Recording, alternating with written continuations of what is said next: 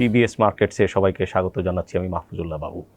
দর্শক, একটা সপ্তাহ গেল, মোটামুটি কারেক্টিভ মুডেই গেল। আজকে আমাদের আমন্ত্রিত অতিথি সিডাব্লিউটি অ্যাসেট ম্যানেজমেন্টের সিইও জনাব তারেক ইব্রাহিম। তিনি ম্যাক্রো ইকোনমিক পার্সপেক্টিভ থেকে আমরা তার কাছ থেকে শুনবো সামষ্টিক অর্থনীতির অবস্থা, এই প্রেক্ষাপটে বাজারে আসলে কি হতে পারে, তারা কিভাবে স্টক পিকিং করছেন বা পোর্টফোলিও ম্যানেজ করছেন। আমরা তারেক ভাই, স্বাগতম। ধন্যবাদ আপনাকে। এই যে কান্ট্রি রেটিং আপনার, যে আমাদের ব্যাংকগুলোর জন্য একটু ট্রাবল হয়ে গেল, যে ঋণমান মুডিস থেকে কমে আসছে, আউটলুক আবার নেগেটিভ, এটা সম্পর্কে আলোচনা শুরু করি।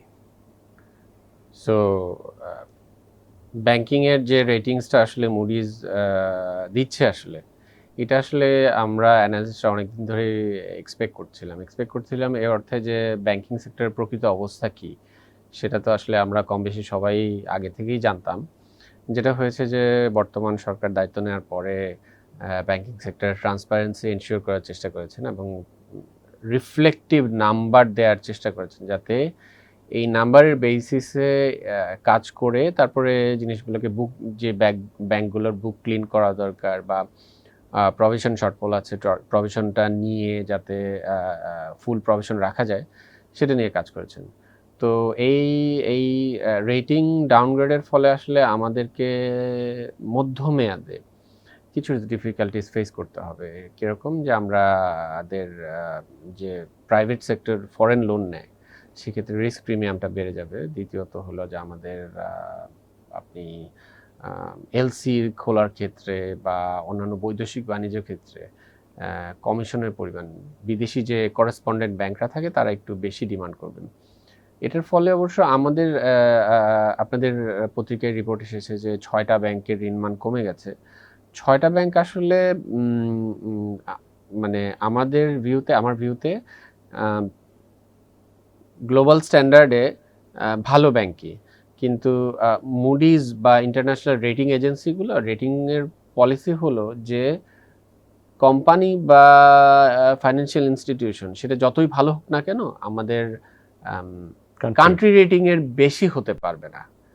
সো ন্যাচারালি এই ব্যাংকগুলো বাজারের সবচেয়ে ভালো ব্যাংক হওয়া সত্ত্বেও, যেহেতু কান্ট্রি রেটিং কমে গিয়েছে, সেহেতু তাদের রেটিংও করেসপন্ডিংলি কমে গেছে। তো এক্ষেত্রে আমাদের বাণিজ্যিক খাতে কিছুটা স্বল্পমেয়াদী ধাক্কা নিতে হবে। বাট যেহেতু আমাদের অ্যাকাউন্টিং পলিসিতে, ব্যাংকিং অ্যাকাউন্টিংয়ে ট্রান্সপারেন্সি এসেছে, আমরা মনে করি যে এই জিনিসগুলো আবার রিকভারির দিকে যাবে। ব্রডার ইকোনমিক গতিবিধি কি বুঝতে পারছেন? আমরা দেখতে পাচ্ছি যে এক্সটার্নাল অ্যাকাউন্টগুলো আগের থেকে ভালো, ডলার স্টেবল, বাট এদিকে আবার আপনার যে জিডিপির গ্রোথ নিয়ে কিছু কিছু সেক্টরে আপনি খেয়াল করেন নিশ্চয়ই যে সিগনিফিক্যান্ট স্লো ডাউন। জি, আসলে একটু বিস্তারিত যদি বলেন। সো ব্রডার ইকোনমিতে প্রথম সাইডটা হলো যে আমাদের currency and foreign trade. So currency and foreign trade সাইডটা অ্যাপারেন্টলি দেখা যাচ্ছে যে কারেন্সি মোটামুটি একটা স্টেবল হয়ে গিয়েছিল। আমাদের কিন্তু কারেন্সি একটা শার্প ডিক্লাইনের মধ্যে দিয়ে যাচ্ছিলাম। আমরা 80 টাকা লেভেল থেকে 120 টাকা লেভেলে চলে এসেছি 2 বছরের মধ্যে। প্রায় 50% কারেন্সি ডিভ্যালুয়েশন হচ্ছিল এবং মার্কেটে কিন্তু একটা এক্সপেকটেশন গ্রো করতেছিল যে কারেন্সি আরও ফার্দার ডেপ্রিসিয়েট করবে, 150, 180, বিভিন্ন ধরনের রিউমার চলছিল। সো ওই ধরনের সিচুয়েশন ক্রিয়েট হলে হয় কি, যে মানুষজন আসলে ফিয়াট কারেন্সি প্রেসারটা পড়ে, রাইট, স্পেকুলেটিভলি ডলার হোর্ডিং করে বা গোল্ডের মধ্যে পজিশন নেয়। সেক্ষেত্রে যে দেশের কারেন্সি, বাংলাদেশের কারেন্সি হলো টাকা, so BDT lose its value over the time, even further speculative কারণে। তো ওই প্রেশারটা কিন্তু আমি বলবো যে মাননীয় অর্থ উপদেষ্টা এবং মাননীয় গভর্নর তাদের নেতৃত্বে যে স্ট্যান্সগুলো নিয়েছেন, এই স্ট্যান্সগুলো নিয়ে এবং ট্রান্সপারেন্সি থ্রুতে একটা স্টেবল কন্ডিশনে নিয়ে গেছেন। এই সাইডটা ভালো, আমার মনে হয় যে ভালো কাজ হয়েছে।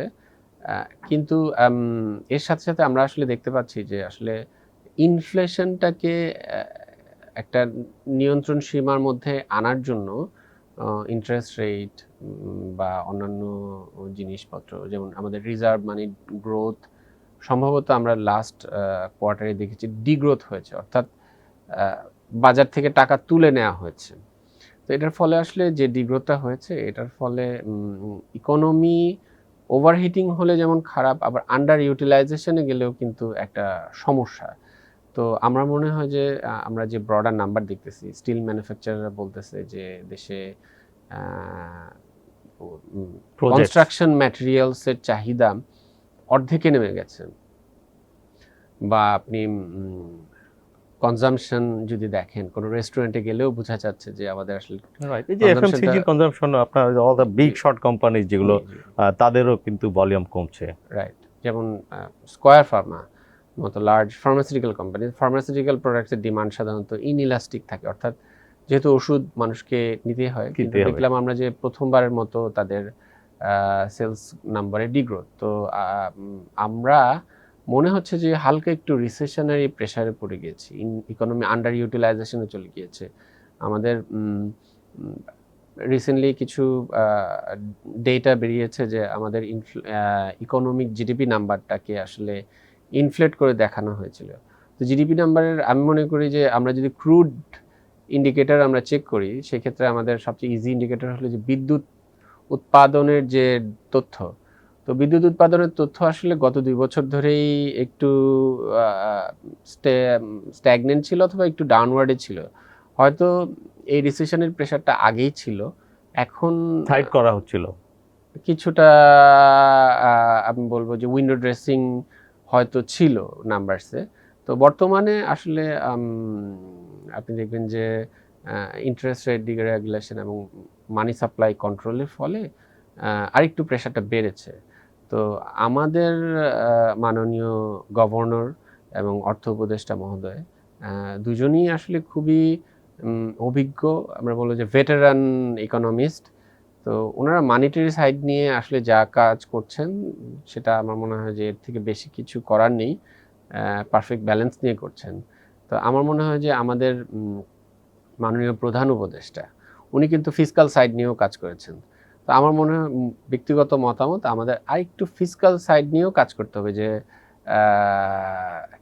যেটাকে বলে যে কেনেশিয়ান ইকোনমিক অ্যাপ্রোচ আর কি, যে একটু ইকোনমিতে স্টিমুলাস দেয়া, আদারওয়াইজ ডেন্টটা বড় হয়ে যেতে পারে, সামলানোর বাইরে চলে যেতে পারে, আনএমপ্লয়মেন্টটা বেড়ে যেতে পারে। হ্যাঁ, আনএমপ্লয়মেন্ট থেকেই একটা মানুষের একটা ডিসস্যাটিসফ্যাকশন বা ডিসঅ্যাপয়েন্টমেন্ট ক্রিয়েট হতে পারে। যে কাজগুলো করা হচ্ছে এগুলো যে ভালোর জন্য করা হচ্ছে, এগুলো যে দীর্ঘমেয়াদে সুফল নিয়ে আসবে, সেই জিনিসটা আসলে সাধারণ মানুষের বোধগম্যতার মধ্যে থাকতে হলে তাদের অ্যাটলিস্ট কর্মসংস্থানের ব্যাপারটা নিশ্চিত করতে হবে। তো সেক্ষেত্রে ইকোনমির ডিগ্রোথটা, ডিসিলারেশনটা যদি একটু বেশি মাত্রায় হয়ে যায়, সেক্ষেত্রে হয়তো ইনফ্লেশন কমানোতে ভূমিকা নাও রাখতে পারে। এবার আমরা আমাদের ফাইন্যান্সিয়াল মার্কেট, মানে ক্যাপিটাল মার্কেটে ফিরে আসি। যে এখনকার কর্পোরেট আর্নিংস, স্টকের ভ্যালুয়েশন, পাশাপাশি ইন্টারেস্ট রেট এনভায়রনমেন্ট, আপনার ইন্টারেস্ট রেট ফোরকাস্ট দিয়ে যদি শুরু করেন। সো আমাদের মার্কেটে তো আসলে অনেকগুলো কোম্পানি আছে যে আসলে প্রপার আর্নিংস রিফ্লেকশন ছিল না, হ্যাঁ, বা অনেক আইপিও এসেছে যেগুলো আসলে দীর্ঘমেয়াদে সাস্টেনেবল হবে কিনা we are not so sure. So ওই কোম্পানিগুলো যদি বাদ দিই, আমাদের যে সিলেক্টেড ইউনিভার্সের কোম্পানিগুলো আছে, এই কোম্পানিগুলো কিন্তু বেশ রিজনেবল ভ্যালুয়েশনে চলে আসছে।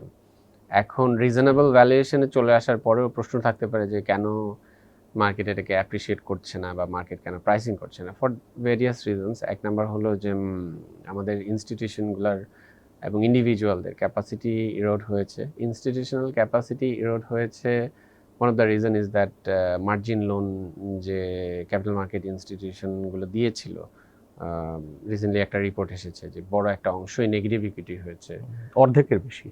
জি জি, তো অর্ধেকের বেশি নেগেটিভ ইকুইটি হয়েছে, এবং এই নেগেটিভ ইকুইটিগুলো আসলে বিভিন্ন প্রসেস এবং ম্যানিপুলেশন এবং বিভিন্ন অ্যাক্টিভিটিসের মাধ্যমে হয়েছে। আমি শিওর রেগুলেটর জিনিসগুলো খতিয়ে দেখবেন। তো এই সিচুয়েশনের কারণে আসলে দেখা যাচ্ছে যে বিভিন্ন ইনস্টিটিউশন তাদের বুক ক্লিন করার জন্য, অথবা বিভিন্ন ইনস্টিটিউশন এক জায়গায় টাকা আটকে আছে, আরেক জায়গায় ভালো শেয়ার আছে, তো ভালো শেয়ারগুলো সেল করে তাদেরকে অ্যাডজাস্টমেন্ট করতে হচ্ছে। তো in the short term valuation এই মুহূর্তে বাড়বে কিনা বলা খুব ডিফিকাল্ট। যদিও আইসিবির একটা ফান্ড নিয়ে ডিসকাশন চলছে। তো আমার মনে হয় যে এটা হলো আমার ব্যক্তিগত মতামত যে আইসিবি এই টাকাটা নিবে, কিছুটা হয়তো যেটা তাদের লোন ভাষা পে থেকে অফ জানা যায়, করবে। ঋণ পরিশোধের জন্য ব্যয় করা হবে। বাকি অংশটা তারা বিনিয়োগ করবে, বাট ধীরে সুস্থে, যেহেতু আইসিবি কি এটা ঋণ হিসেবে নিচ্ছে, এই টাকাটা তাদেরকে সদ্ব্যবহার করতে হবে এবং ভবিষ্যতে পরিশোধ করতে হবে। তো সেক্ষেত্রে আমরা এটা এক্সপেক্ট করতে পারি যে ভালো ভালো শেয়ারগুলোতে একটা বটম প্রাইস ফরমেশন হবে। সো এখন ইনভেস্টরদের জন্য যদি কোনো রেকমেন্ডেশনের কথা বলেন, আমি মনে করি যে ডিভিডেন্ড ইল্ড ভালো দেখে এবং ব্যালেন্স শিটে কোনো প্রকার অ্যানোমালিজ নাই, এই ধরনের কোম্পানিগুলোতে যদি বিনিয়োগকারীরা দীর্ঘমেয়াদে বিনিয়োগ করেন, তাহলে তারা একটা ডিভিডেন্ডও পাবেন এবং লং টার্মে ক্যাপিটাল গেইনেরও সুযোগ সৃষ্টি হবে। ওকে, আপনার top 5 stock pick for the next 2 years? Top 5 stock picks, আসলে ইকোনমি এখন একটা রিসেট সিচুয়েশনের মধ্যে দিয়ে যাচ্ছে। তো রিসেট সিচুয়েশনের মধ্যে দিয়ে যাওয়ার ফলে অনেক ধরনের নতুন নতুন অপরচুনিটি আসলে আসবে। অনেক পুরনো শেয়ার যেটা অ্যাট্রাকটিভ ছিল সেটা অ্যাট্রাকটিভ নাও থাকতে পারে।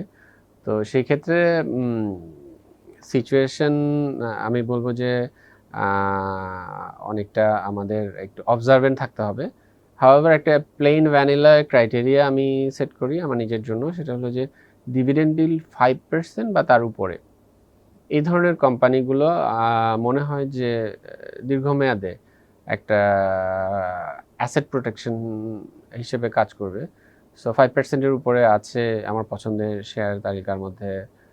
আমার মনে হয় যে ম্যারিকো বাংলাদেশ, এই ধরনের রিসেশনারি পরিস্থিতি সত্ত্বেও তারা টপ লাইনে গ্রো করতেছে। বাট আমি ডিসক্লেমার দিয়ে রাখি, আমার আসলে ব্যক্তিগতভাবে বা আমার কোম্পানির কোনো ম্যারিকো হোল্ডিংস নেই, আমাদের ফান্ডে আমরা ইনভেস্ট করতেছি। আমি মনে করি যে কমোডিটি প্রডিউসার হিসেবে মোবিল যমুনা, এলপিজি ব্যবসায় আসলে মোবিল যমুনার প্রতিদ্বন্দ্বী যারা আছে তারা আসলে অনেক ব্যবসায় পিছিয়ে গেছেন, গেইনিং মার্কেট শেয়ার। রাইট, তারা মার্কেট শেয়ার গেইন করতেছে এবং এলপিজি একটা একটা বিকাশমান খাত। আমরা মনে করি তারা ভালো করবে এবং ডিভিডেন্ড ইল্ডের ক্রাইটেরিয়াতেও তারা ফুলফিল করে। আমি মনে করি যে সেক্টর হিসেবে ব্যাংকিং সেক্টর একটা আমূল সংস্কার হচ্ছে, একটা পরিবর্তন হচ্ছে। সেই ক্ষেত্রে যে ব্যাংকগুলো দীর্ঘমেয়াদে গত 10-15 বছর ধরে আসলে যে ব্যাংকগুলোর ম্যানেজমেন্ট কোনো ধরনের আমি বলবো যে উইন্ডো ড্রেসিংয়ের সাথে জড়িত ছিল না, বা পত্রিকার তাদের নিয়ে কোনো সংবাদ হয়নি, কোনো রিপোর্ট হয়নি, সেই ব্যাংকগুলো আসলে ভালো পরিমাণে ডিপোজিট পাবে। সো ব্যাংক ইন্ডাস্ট্রি যেহেতু একটা রেগুলেটেড ইন্ডাস্ট্রি, আমার কাছে মনে হয় যে এবং ব্যাংকিং সেক্টর কিন্তু এখন ভ্যালুয়েশন পার্সপেক্টিভে অনেক আন্ডার ভ্যালুয়েড হয়ে আছে। আমি কোনো স্পেসিফিক ব্যাংকের নাম দিব না, বাট অনেক ব্যাংকের শেয়ারই 5 থেকে নামগুলো আসলে কমন, সবাই জানে যে কোন কোন ব্যাংকে গভর্নেন্স জি। ভালো এবং কারা জি। স্মার্টলি আপনার অপারেশনস চালায় আর কারা আপনার শুধু ডিরেক্টর অ্যান্ড সেন্ট্রাল ব্যাংকের কথায় ব্যাংক চালাচ্ছিল। জি। তো সেক্ষেত্রে দেখা যাবে যে এই ব্যাংকগুলোর already dividend yield, cash dividend yield 5-8%-এর মতো, এবং ভালো ক্যাপিটাল অ্যাডিকুয়েসি আছে, ভালো আপনার প্রভিশনিং কাভারেজ আছে। তো তারা কিন্তু প্রচুর পরিমাণে ডিপোজিট পাচ্ছে এবং এই ট্রেন্ডটা কিন্তু আগামী 4-5 বছর কন্টিনিউ করবে বলে আমি মনে করি। তো বিনিয়োগকারীরা তারা তাদের মতো করে জাজ করে, আমার মনে হয় যে এই ব্যাংকিং সেক্টরে দীর্ঘমেয়াদে যদি কেউ একজন পজিশন নেন, কারণ ব্যাংকগুলোর ব্যালেন্স শিট স্বচ্ছ হওয়া সত্ত্বেও যেহেতু সেক্টরটা খারাপ করছিল, এর কারণে দেখা গেছে যে ব্যাংকের নেট অ্যাসেট ভ্যালু 50 টাকা, শেয়ার ট্রেড হচ্ছে 20 টাকায়। নেট অ্যাসেট ভ্যালু 30 টাকা, শেয়ার ট্রেড হচ্ছে হয়তো 15 টাকা বা 20 টাকায়। তো ইফেক্টিভলি কিন্তু তারা 30 টাকার অ্যাসেট 15 টাকায় পেয়ে যাচ্ছেন। হ্যাঁ, এখন এই ভ্যালু সব ব্যাংকের অ্যাসেট আবার হয়তো বিশ্বাসযোগ্য 30 নয়। সেক্ষেত্রে আমরা ওই ক্রাইটেরিয়াগুলো ব্যবহার করতে হবে যে গত 10 বছর ধরে যারা কোনো প্রকার উইন্ডো ড্রেসিং করেন নাই, যাদের প্রভিশন কভারেজ ভালো আছে, যারা ভালো ক্যাশ ডিভিডেন্ড দিচ্ছে এবং ম্যানেজমেন্টের সুখ্যাতি আছে বাজারে, এই ধরনের ব্যাংকগুলো কিন্তু আস্তে আস্তে অন্যদের থেকে নিজেদের আরও বড় উচ্চতায় নিয়ে যেতে পারবে এবং আমার মনে হয় যে ইনভেস্টররা বড় ধরনের একটা প্রফিট জেনারেট করতে পারেন এই ব্যাংকগুলো থেকে। ওকে, আদার দেন ব্যাংকস, আপনার আমরা ম্যানুফ্যাকচারিং বা আদার সার্ভিসেস যদি বলি, এখানে আপনার চোখে কি কি আছে? ম্যানুফ্যাকচারিং খাতে আসলে আমাদের ইকোনমিতে একটা সাইকেলের মধ্যে দিয়ে যাচ্ছে। তো সাইকেলটা যখন কামব্যাক করবে তখন অনেকগুলো কোম্পানি আসলে বেরিয়ে আসবে, যেমন ইন্টারেস্ট লেভারেজের কারণে সিমেন্ট সেক্টরের অনেক কোম্পানি আসলে দেখা যাচ্ছে যে প্রফিটেবিলিটি হারিয়েছে। তো যখন সাইকেলটা টার্ন অ্যারাউন্ড করবে, maybe one of the cements, maybe premier cement হতে পারে, বাট আমি আসলে এখনই বলতে পারছি না, বিকজ সাইকেলটা আসলে কখন টার্ন অ্যারাউন্ড করবে আমরা জানি না। সো হেভি ইন্টারেস্ট বার্ডেনের কারণে অনেক কোম্পানি প্রফিটেবিলিটি হারিয়েছে, বা এখন গভর্নমেন্ট কনস্ট্রাকশন স্লো, এই কারণে দেখা যাচ্ছে যে বিএসআরএম গ্রুপের কোম্পানিগুলো ফ্ল্যাট আর্নিংস দিচ্ছে বা সামান্য গ্রোথ দিচ্ছে, বাট ইন্টারেস্ট সাইকেল বা ফিসকাল স্টিমুলাস যদি গভর্নমেন্টের সাইড থেকে নেওয়া হয়, হয়তো এগুলো ভালো হতে পারে। আপনার সিঙ্গার বাংলাদেশ অনেক নিচে নেমে চলে আসছে, 120 টাকা লেভেলে, প্রফিট করছে না। বাট দেখতে হবে যে ইকোনমি কখন টার্ন অ্যারাউন্ড করছে। আমি বলবো না যে এখনই শেয়ারগুলো কেনা যায়, বাট ভবিষ্যতে চোখে রাখার মতো শেয়ার হতে পারে। এরকম আরও অনেক ছোট ছোট কোম্পানি আছে যেগুলো ছোট বা মিড সাইজের কোম্পানি আছে, বাট আমি রেকমেন্ড করব যে ম্যানেজমেন্টকে বিশ্বাস করা যায় কিনা সেটা আগে আসলে বিনিয়োগকারীরা একটু যাচাই করে দেখবেন। যেগুলো বিশ্বস্ত ম্যানেজমেন্টের কোম্পানি, ব্যবসা করা সত্ত্বেও অর্থনৈতিক কারণে এখন হয়তো মুনাফায় নেই বা কম মুনাফা করছেন, এই কোম্পানিগুলো ভবিষ্যতে একটা যে ভালো প্রথম comeback, সুযোগেই তারা রিকভার করবে। আমি তাই মনে করি। করে। আর সুদের হার, জি সাইকেলটা এখনো মাঝখানে একটা অল্প কিছু দিনের জন্য ট্রেজারি একটু একটু করে ইল্ড কমতে শুরু করেছিল, বাট জি। Second upward. তো নেক্সট 1 ইয়ারের বা 6 মান্থসে আপনার ফোরকাস্ট কি? বর্তমান পরিস্থিতিতে অনেকে বলছে যে সুদের হার বেড়ে যেতে পারে, বাট একটা জিনিস হয়েছে কি, ইকোনমিতে আসলে চাহিদার পরিমাণ খুবই কম, মানে অ্যাগ্রিগেট ডিমান্ড খুব একটা নাই। সো আর টাকাটা আসলে ভালো ব্যাংকরাই পাচ্ছে। সো ভালো ব্যাংকরা টাকাটা পেয়ে নতুন কোনো এলিজিবল বড়োয়ার খুঁজে পাচ্ছে না, বিকজ ইকোনমিতে যেহেতু ডিমান্ড নেই, প্রাইভেট সেক্টর লোনও তেমন নিচ্ছে না, সেক্ষেত্রে তারা এই টাকাটা ট্রেজারিতেই বিনিয়োগ করছেন। সেক্ষেত্রে হয়তো বা ট্রেজারি রেট সামান্য কিছু বাড়তে পারে, বাট আমি বড় কোনো বাড়ার সম্ভাবনা আসলে এই মুহূর্তে দেখি না। আচ্ছা, আর এক্সপেক্টেড রিভার্সাল এই ইকোনমিক ইকোনমিতে অলসো, যে ইন্টারেস্ট সাইকেলে যদি আমরা বলি, এক্সপেক্টেড রিভার্সালের ক্ষেত্রে আমার ধারণা যে আমরা আসলে সবচেয়ে ওয়ার্স্ট সিচুয়েশন আমাদের অর্থনীতির ফিসকাল ইয়ারে যদি হিসাব করি, যে ফার্স্ট কোয়ার্টার আমরা দেখছি, সেকেন্ড কোয়ার্টারের মধ্যে আমরা অ্যাবসলিউট বটম ফরমেশন হয়ে যাবে। থার্ড কোয়ার্টার থেকে আমরা মনে করি যে অর্থনৈতিক কর্মকাণ্ড আবার পজিটিভ ডিরেকশনে যাবে, নতুন করে প্রবৃদ্ধির দিকে যাবে, কারণ এখনও সবাই মানিয়ে নিচ্ছে নতুন পরিবেশ পরিস্থিতির সাথে। তো আমার মনে হয় যে ব্যবসায়িক কর্মকাণ্ড আবার আরও বেশি সচল হবে থার্ড কোয়ার্টার থেকে। বা রাষ্ট্র পরিচালনায়ও আমরা একটা মানে যে ইন্টারিম কি বলে সয়ে নেওয়ার একটা বিষয়, জি এভরিথিং রিসেট হচ্ছে জি মাঝখানে।